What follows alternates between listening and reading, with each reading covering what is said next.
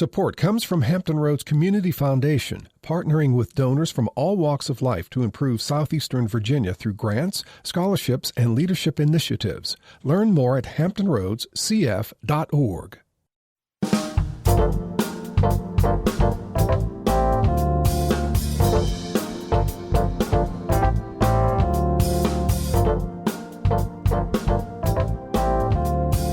Hello, everyone. I'm Another View producer, Lisa Godley, in for Barbara Ham-Lee.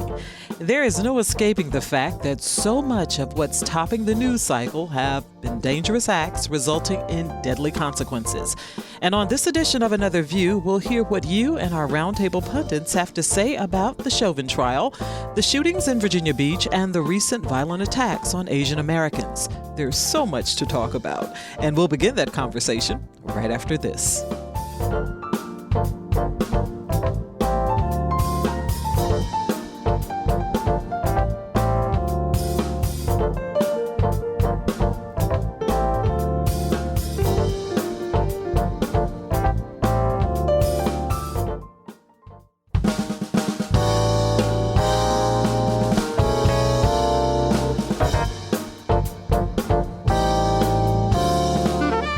Discussing today's topics from an African-American perspective, this is Another View. Hello, everyone, and welcome to Another View. I'm Another View producer, Lisa Godley, filling in for Barbara Ham-Lee. Before we get into what is sure to be an engaging and insightful conversation, I'd like you to take a listen to something. Mother, there's too many of you crying. Brother, there's far too many of you dying. You know we've got to find a way to bring some loving here today. It's been 50 years since Marvin Gaye recorded and released What's Going On. The narrative is a story being told through the eyes of a Vietnam veteran returning home to witness hatred, suffering, and injustice. And 5 decades later, here we sit, discussing hatred, suffering, and injustice. Now, joining me for today's discussion, our very insightful and always engaging, national award-winning Another View Roundtable. Good morning, or I should say afternoon, to Norfolk City Treasurer Daun Hester. Hi, Daun. Good afternoon. How are you? Our favorite relationship expert, Alvean Lyons. Hi, Alvean. Good afternoon, guys. How's everybody doing? NSU Political Science Professor, Behold the Green and Gold, Carol Pretlow. Hi, Carol. Hi, everybody. Yes, behold the green and gold. And my favorite comedian and entrepreneur, Allison Moore. Hi, Allison. Hey, y'all. Hey. And if you'd like to be a part of this discussion, give us a call at 440-2665 or 1-800-940-2240. Now, the Chauvin trial is in its 9th day of testimony. More than 30 witnesses have testified so far. The trial is supposed to go 4 weeks. Now, the prosecution needs to prove beyond a reasonable doubt that the amount of force that Derek Chauvin used was excessive and unreasonable, and that force resulted in George Floyd's death. Chauvin is charged with second-degree murder, third-degree murder, and second-degree manslaughter in Floyd's death. Carol, you're the political science professor. What are you and your students talking about? Wow.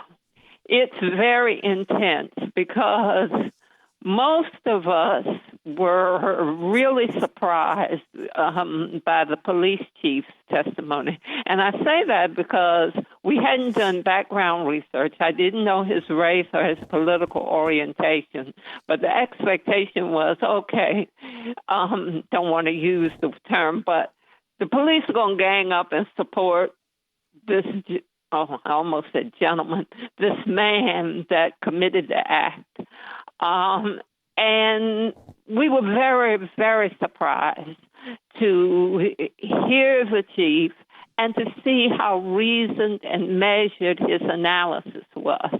And I don't think you could say he was biased or that it was him exercising his racial identity to to support the conviction or the prosecution of Chauvin, but that he was very analytical, very direct, and I think if you closed your eyes, you didn't even realize that he was African American or black. That he was doing it from a legal standpoint, and that's what stood out to us. Okay, thank you so much, Daun. What thus far has stood out for you? It's the responses. Well, it's not responses. The testimony of the police officers. Of course, the most compelling was the first week, which was very emotional. You got a look on your face, Lisa. Is it okay? It's fine. Okay. Oh, okay. Okay. Was the emotional week with the witnesses that saw it and the impact that this will forever have on their lives, I think it's probably troubling and hurtful. Mm-hmm. It is. I still don't, we still have a ways to go. Of course, I want a conviction, no matter what anybody says, just from what I saw. But I'm just going to stay prayerful that everybody pays attention and comes to that same conclusion so that all of 12 of them want to convict him. I'm curious, did it surprise anybody that when his former girlfriend, Courtney Ross, testified, she testified that her nickname was Mama and that that's how she was identified in his phone? Did that surprise anybody? Because it just kind of shocked me. So I don't know. Yeah, it did me. Go ahead, Allison. Go ahead. I think that's... Yeah, that was me. It did. I mean, I'm like, where did that come from? Because I know in the beginning of the murder, there was a lot of people rallying behind the concept of like, dang, he was like a rally to mothers. Mamas everywhere. He was calling out for his mama who passed away. Like, we learned this whole history of his family. And then it's like, oh, his boo was named Mama? What? So that was, I didn't... But, y'all, we don't know if he wasn't calling out to his mama. So, right. we don't know that. Yeah. Because, sometimes, even today, some men do, as a nickname, say, "What's up, mama?" Or, some of the older, it's just a term that they use, and it's a term of endearment.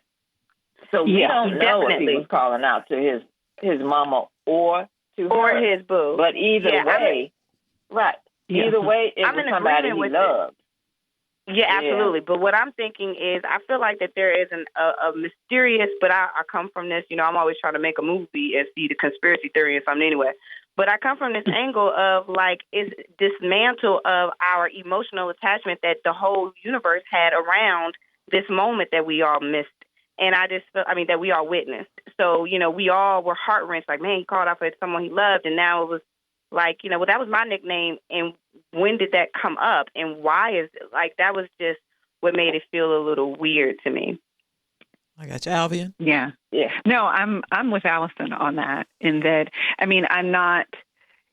If I were the girlfriend, I wouldn't even have mentioned that part. I didn't need to empty the power of that moment by saying he was calling me like that, or calling for me, or even that there was a possibility that he was calling out for me. If you know that as the girlfriend, just own that for you, but for what the nation experienced inside of that moment, why couldn't we just leave it, forever etched inside of the ears of us as a nation, that moment was just that powerful, not that he's screaming for his girlfriend. So and I have to be honest with you, I honestly don't think he was calling for her. Right. I really don't. I didn't think so either. I think she wanted to believe that he was calling for her, but I do not believe for 1 second that that's what the desperation in that man's voice was about. So if it helps her sleep better at night, fine. But I I would not have done that if I were her. It just really felt like she needed her moment. And it was, it just kind of, I think that it just kind of robbed the moment of what it really should have been archived as. I think but possibly she had to answer the question. Yeah, the y'all. defense Right. attorney brought that up. To her. We wanted to be so truthful, she but had why to did it be come out honest. now? Yeah, when the defense attorney brought it up. It came up now. Yeah. Because the defense attorney is trying to create what? Doubt. Right. Yeah, exactly. So the defense attorney had to do it. No. And if I were her, I would have said, yes, that was my nickname, but that moment was not about me.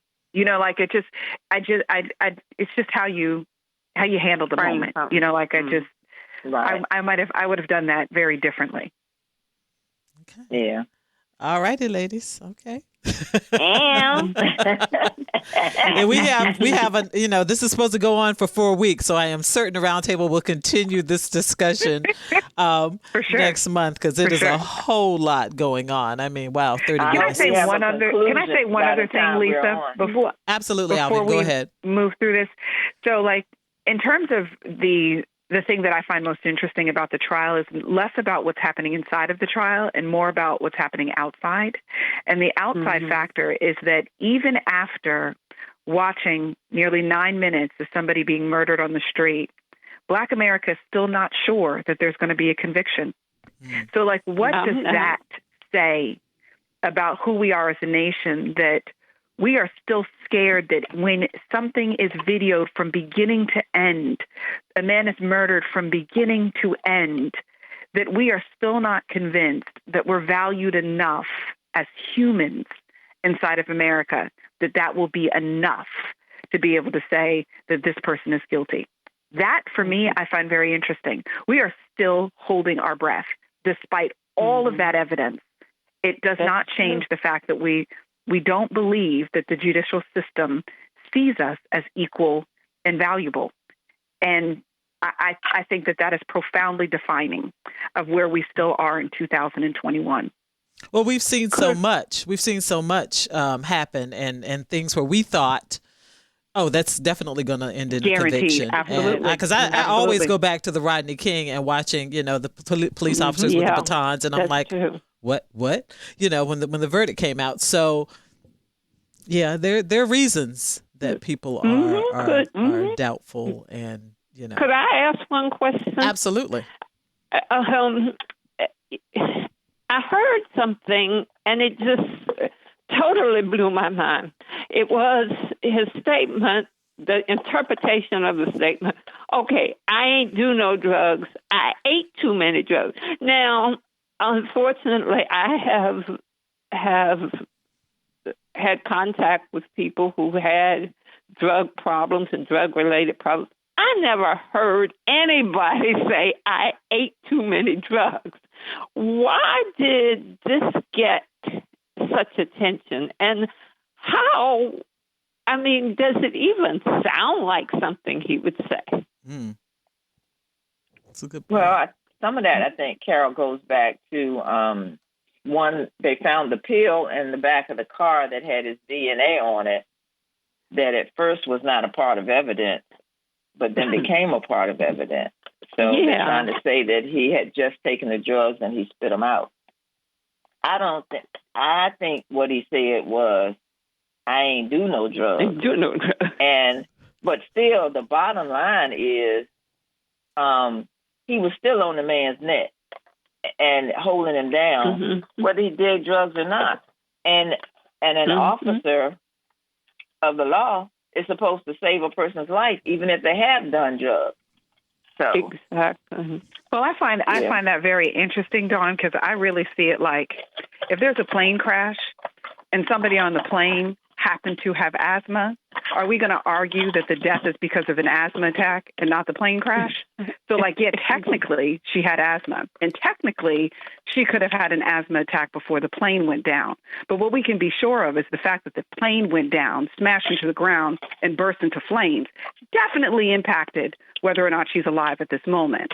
So I just find it very interesting that we're even having a conversation about the impact of drugs when we watch somebody sit on somebody else's neck for 9 minutes. And he was not by himself, might we add.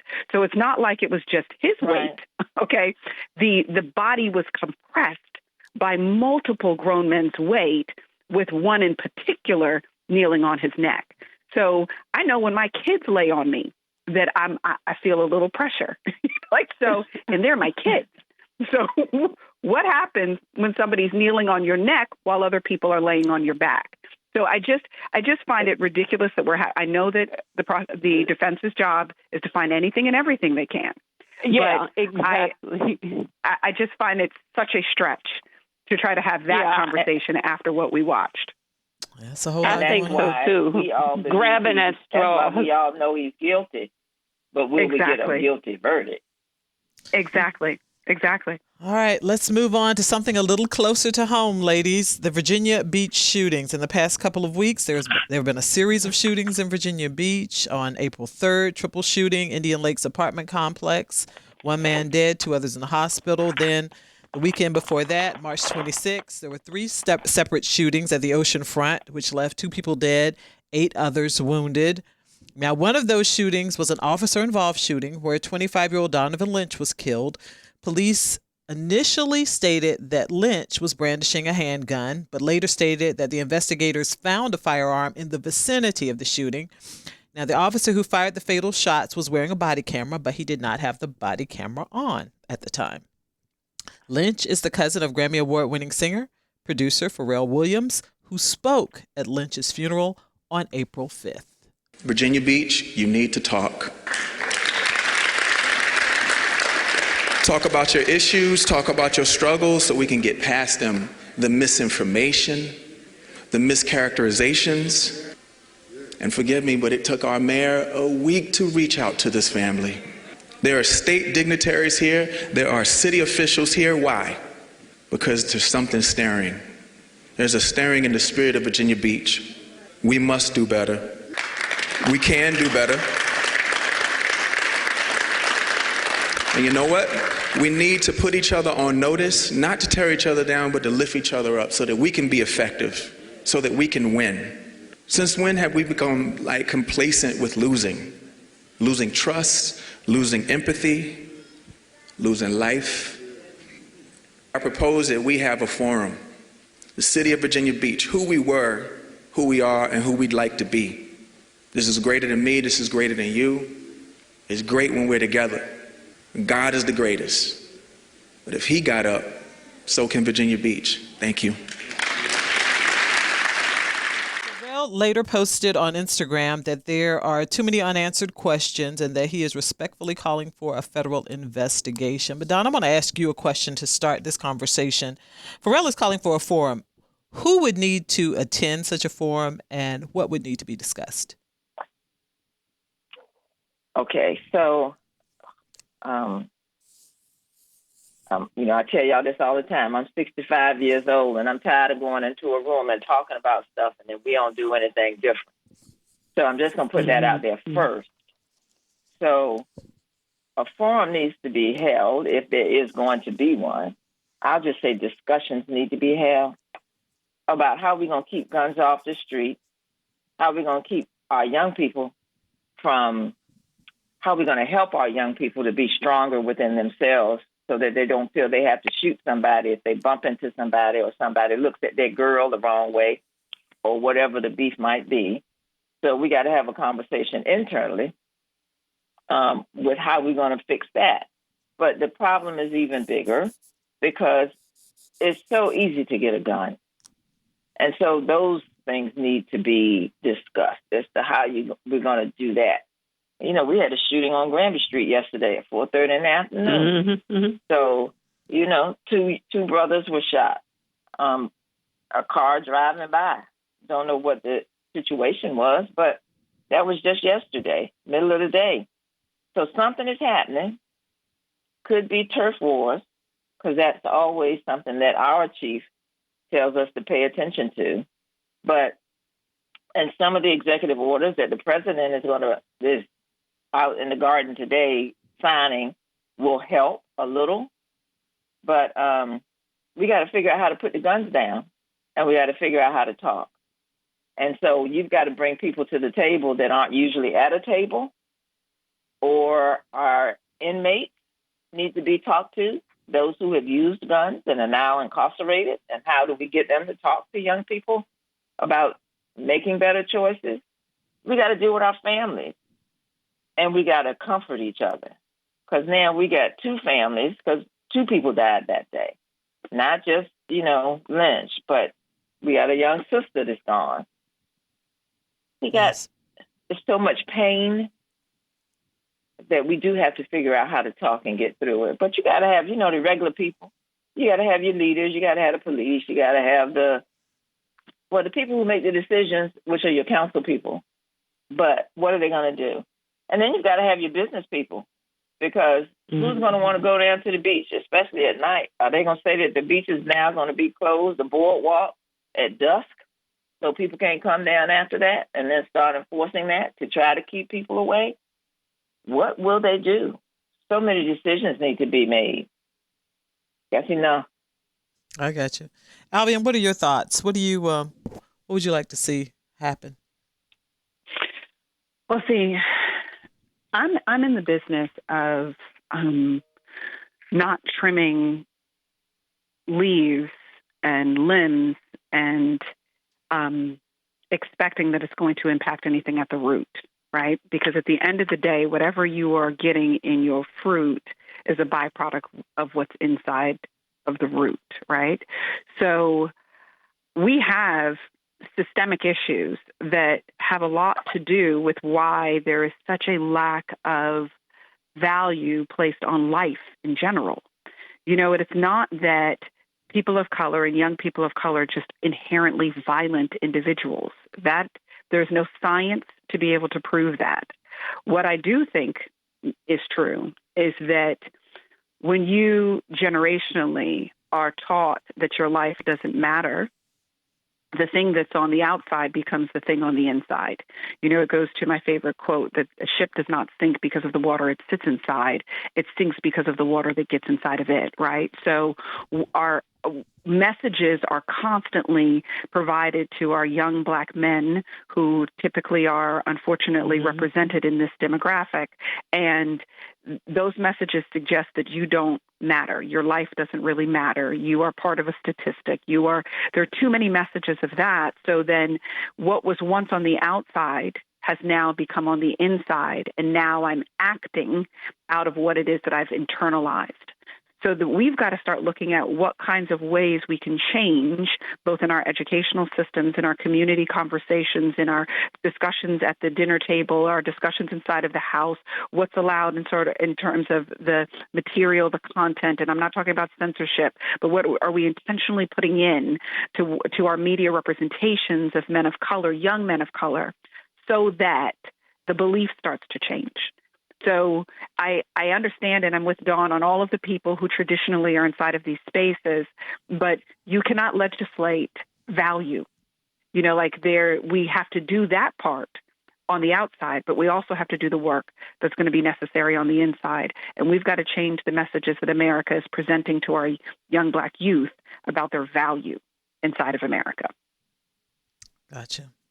Yeah, it was quite frightening, all that was going on down at the ocean front, and something needs to be done. That's definitely for sure. Carol, did you want to chime in on any of this?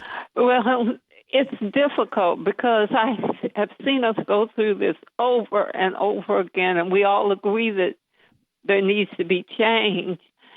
And I have to be frank, I'm sick of meetings, and they have meetings and conferences, and then they breathe, oh, yeah, we've had a meeting on that.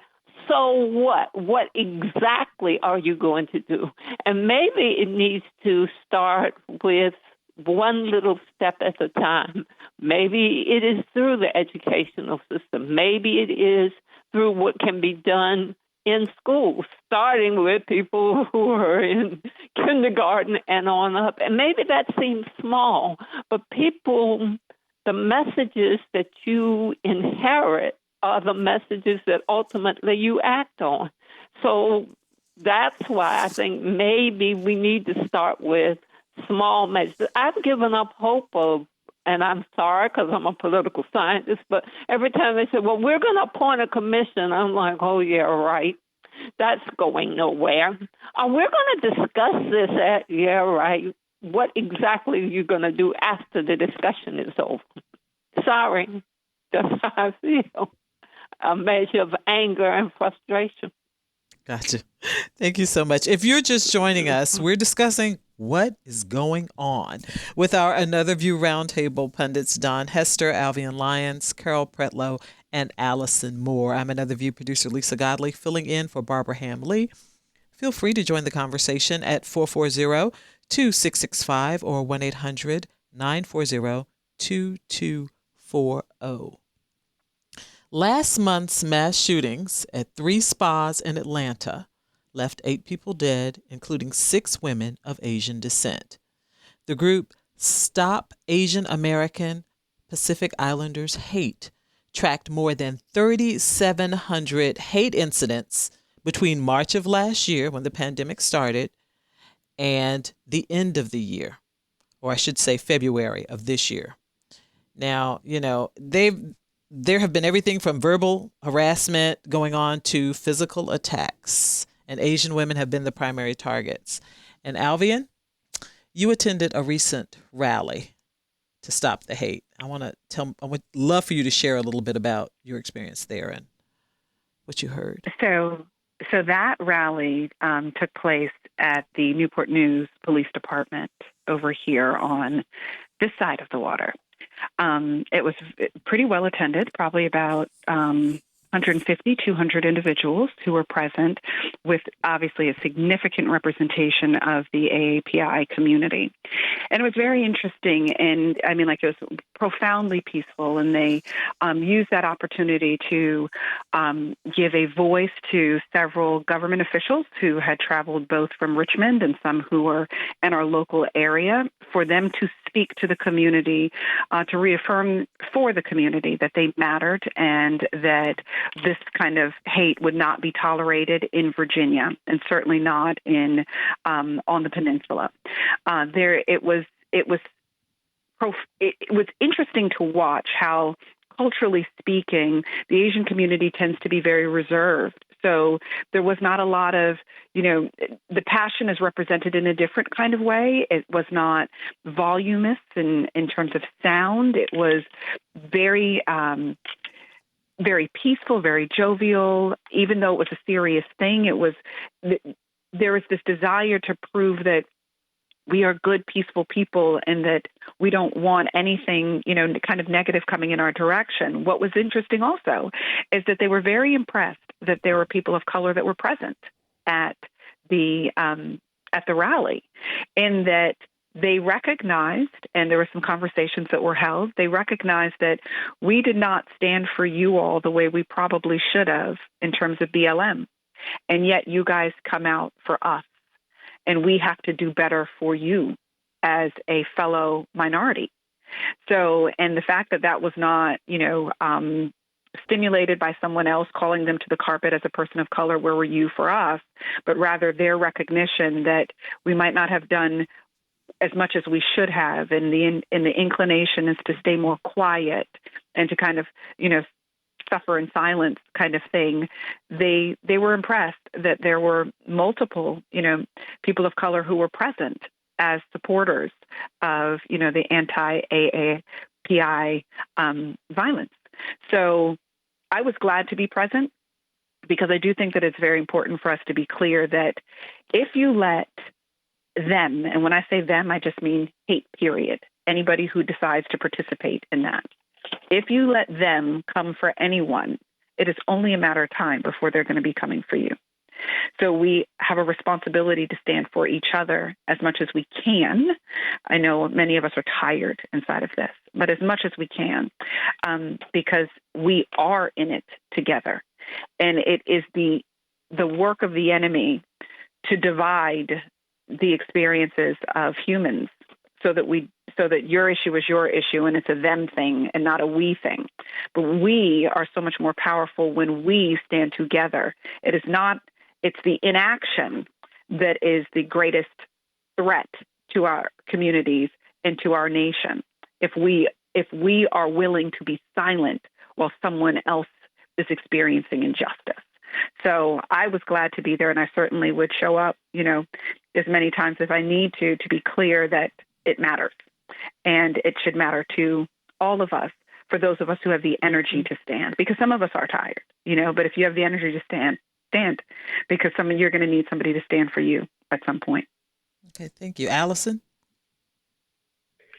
Yeah, I think that there is this space where some of us as Black people, men and women, kind of felt like responsible or expected to go slam off because of what was happening to our brothers and sisters in the Asian community. And that tore us because many people were like, I'm really grieving with you.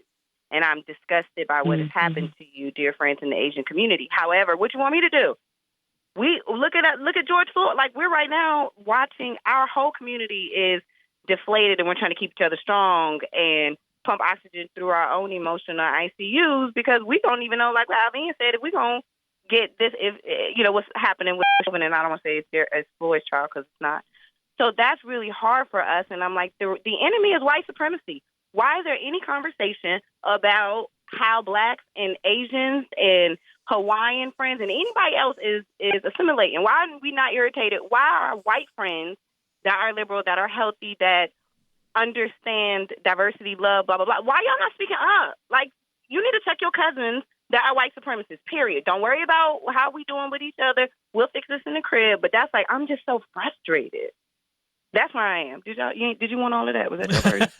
No, but I got a joke. But we appreciate you sharing. Carol, go ahead. Oh, I was agreeing with Alvean, and I think that it hurt a lot because I blame myself for being sort of isolated, so caught up in my own hurt and pain as an African American that I tended to forget that Asian Americans have problems. I've had Asian American professors, particularly when I was in law school, who were supportive of me.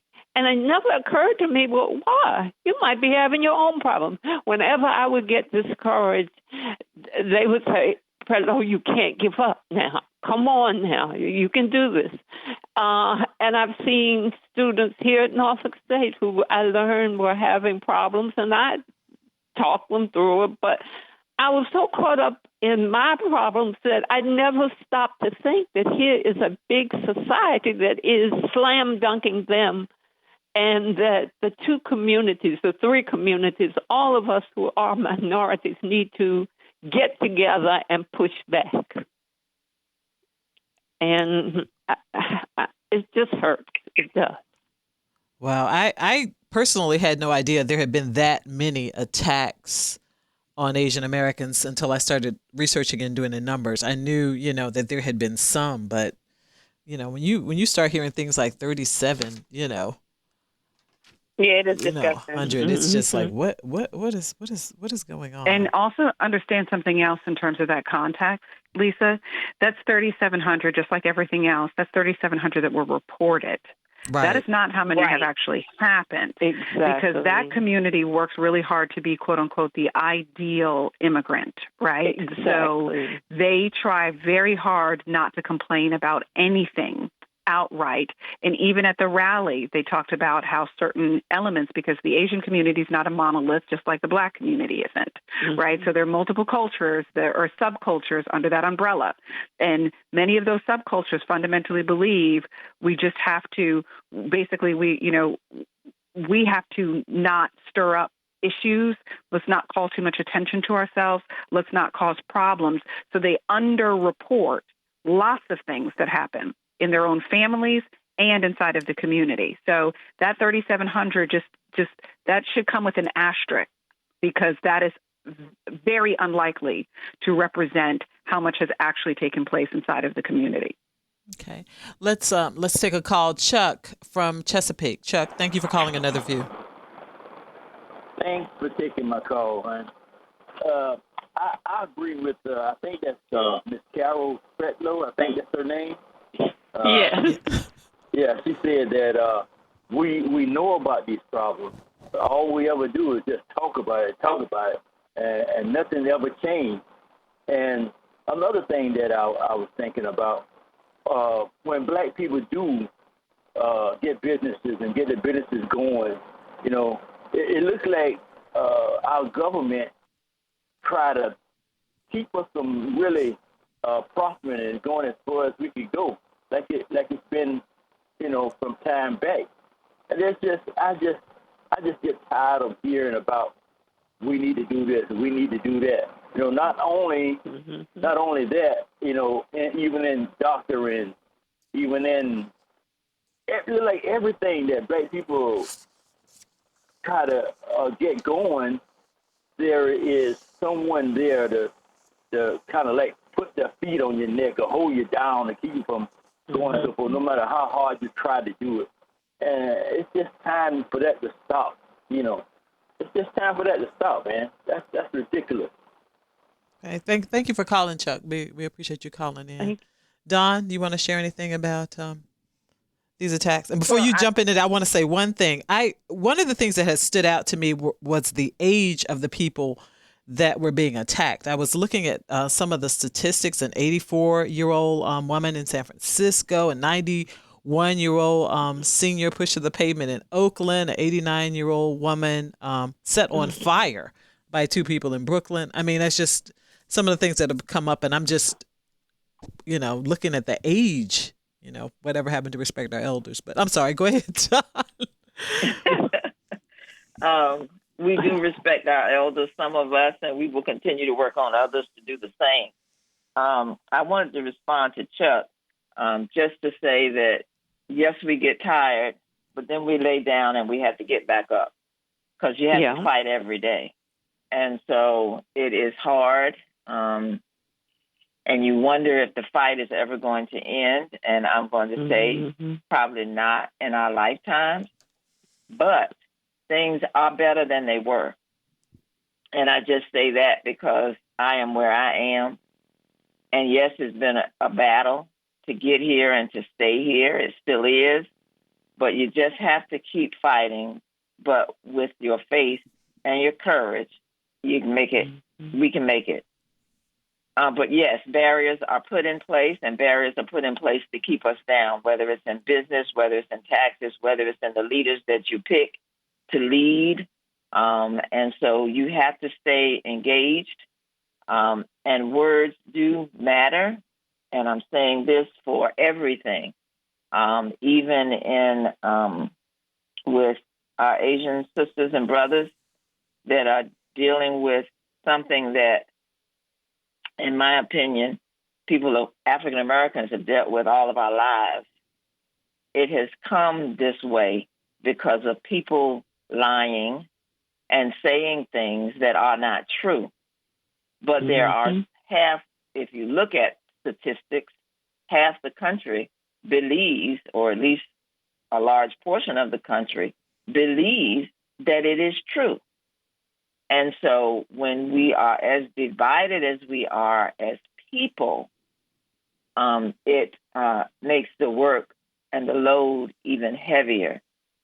Because I have felt for a long time that if there are people that don't like me because I am a Black or I am a woman, then they need to find another country to go to. And all of them can go there together and live.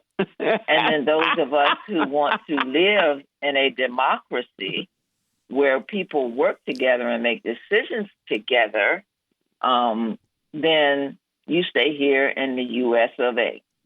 And that's why some people came over here in the first place, because we are all immigrants. So words do matter, and working together is very important, no matter how challenging it is for us. We have to.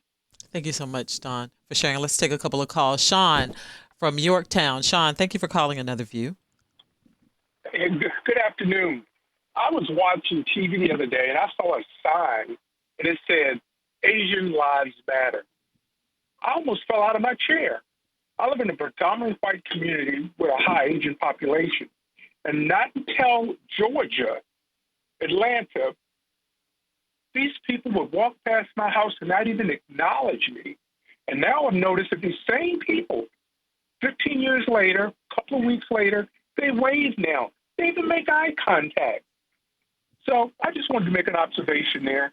I'm all for everybody. All lives matter to me. Thank you, ladies.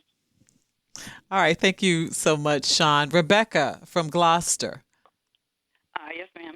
I just wanted to comment that I think that there's a lot more racist people in the United States than we would like to believe. And unfortunately, the leader of the last administration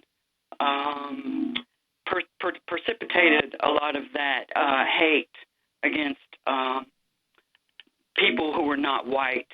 And I don't know what the solution is, but we need to find our moral compass as a country, and I don't understand why a lot of white people don't understand there is inequity in how people of color are treated in our country. Thank you. Thank you so much for calling, Rebecca. Elena from Norfolk? I'm hoping I'm pronouncing your name right. Elena? Hello. Are you here? Yes. All right. Thank you for calling Another View. Thank you for taking my call. Oh, go right ahead, Elena. Thank you. I wanted to congratulate your guest, and the conversation is a valued and wonderful one to be had right now. I would like to also encourage us to remember that there is not another ethnic group on this soil that experienced historic generational chattel slavery. Every group is in some way oppressed, but none has had what the Black community. Uh-oh, I think we lost her. Oh, no, she was making a great point. I think we lost her. Even if they may not say it out loud, anything but Black. I'm a good person as long as I like minorities. I just don't like that particular minority. It puts Black people at a terrible disadvantage because not only are we defending and fighting for everyone all the time, but there are sometimes persons who may think, oh, look at everybody concentrating on the Black people. What's so special about them? Those two things are special about us. People will travel around the world to adopt children of any other ethnic group, but they will not go across 5, 6, 10 blocks to adopt a Black child in this country. I'm hoping that with things the way they are, eyes will be opened, and I am ever grateful to Pharrell, a young man making all of us so proud. Thank you so much for the program, and please keep up the good work. Thank you so much, Elena, for calling in. We are running down the clock here on Another View, and I want to get to something because I would like to end the show with something a little fun. And I'm asking our audience and some of our roundtable pundits if you've ever heard of Versus. If you like great music, you might want to check it out. Now, last Sunday's matchup, and I have to applaud Allison because she really turned me on to it. Last Sunday's matchup was between Earth, Wind & Fire and the Isley Brothers.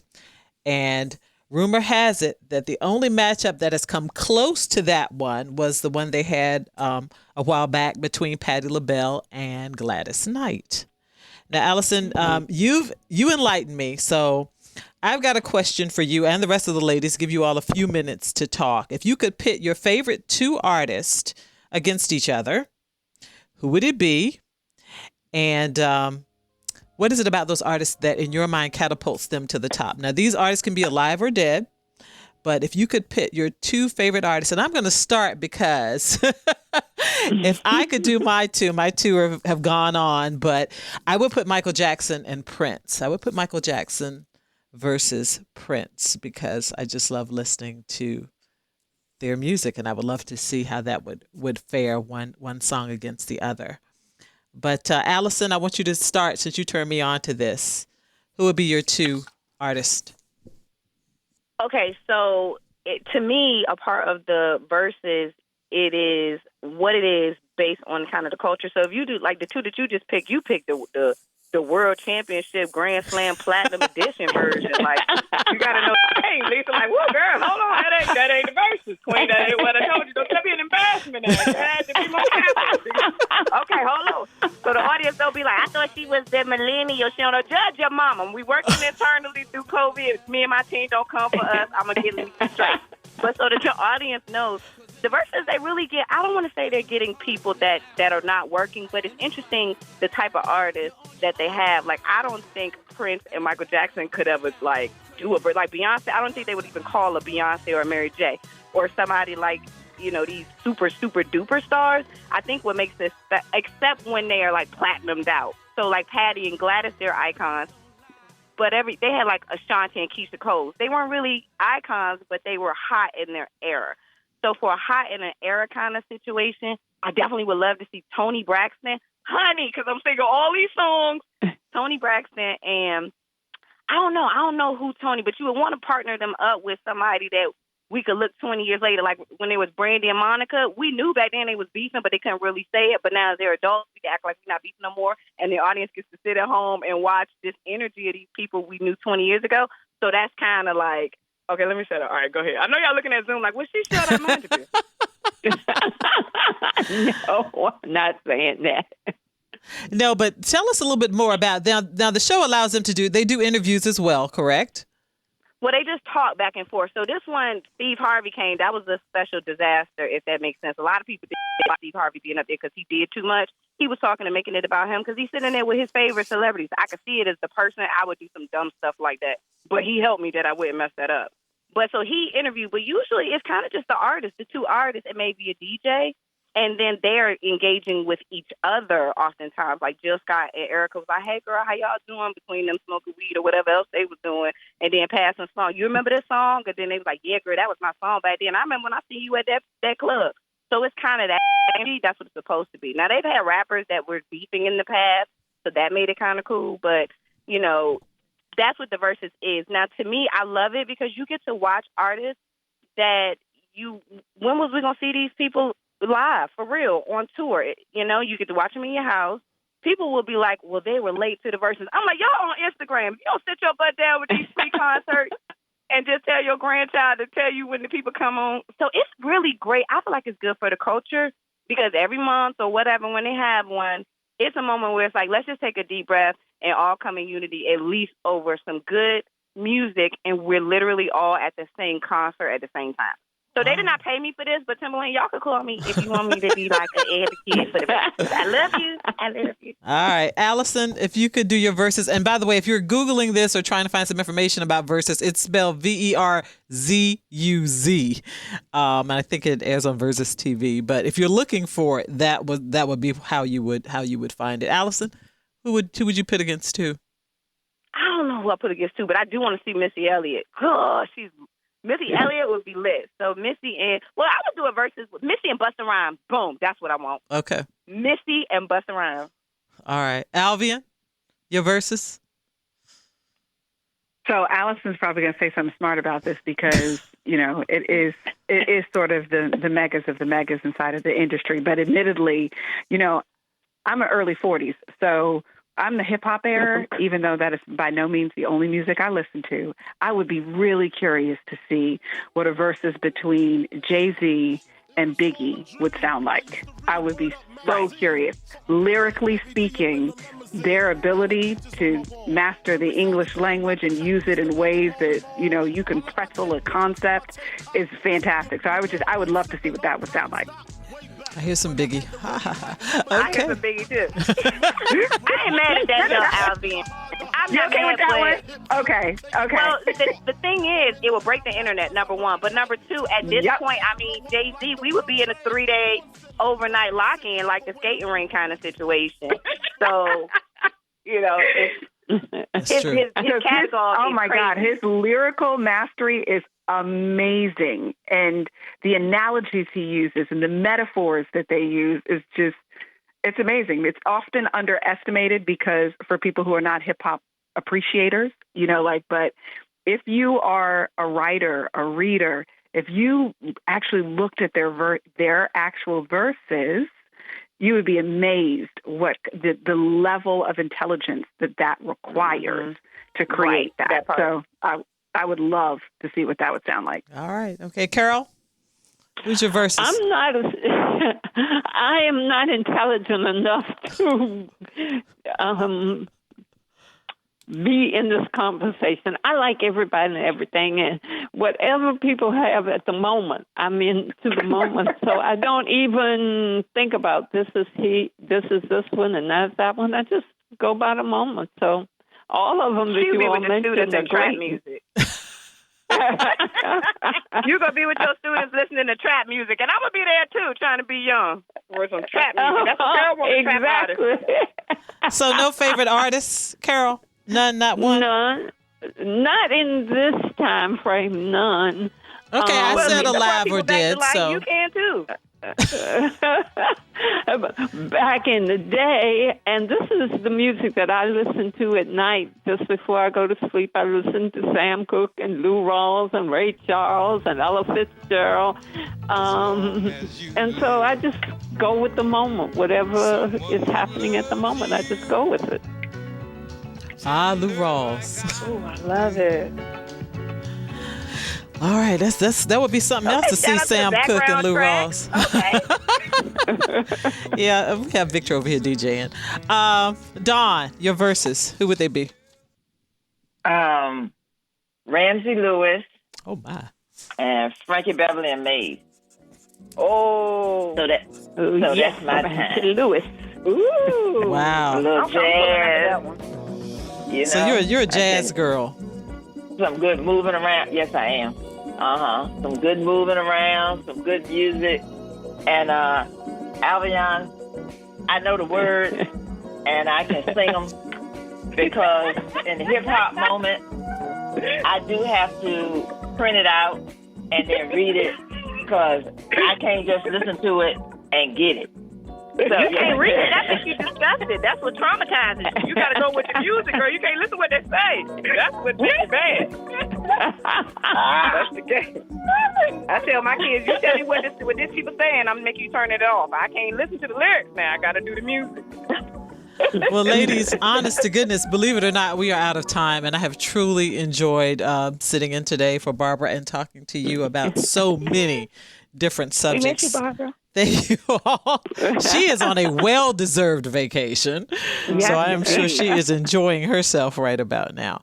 And I'd like to thank you for spending your noonday hour with us. If you'd like to hear this show again or share it with a friend, please visit our website at anotherviewradio.org, and you can download the podcast. Now, while you're there, please sign up for our eView newsletter. It's a once-a-week reminder of our upcoming shows. And we're also on Facebook, so please like us. And I'm on Twitter at Godley, that's GODLEY_Lisa. Next week on Another View, Barbara will be back in the big chair, and we'll be answering your questions about the COVID-19 vaccine. Our theme music was composed and performed especially for Another View by Jay Sinnott. And a big thank you to Jonah Grinkowitz, who so graciously filled in for me. And back in the audio engineering seat, Victor Bowen, who filled in for Todd Washburn, and Jordan Christie, who filled in for Mary Graham. Thank you so much for answering our phones. I'm Lisa Godley. Thank you so much for sharing your noonday hour with Another View.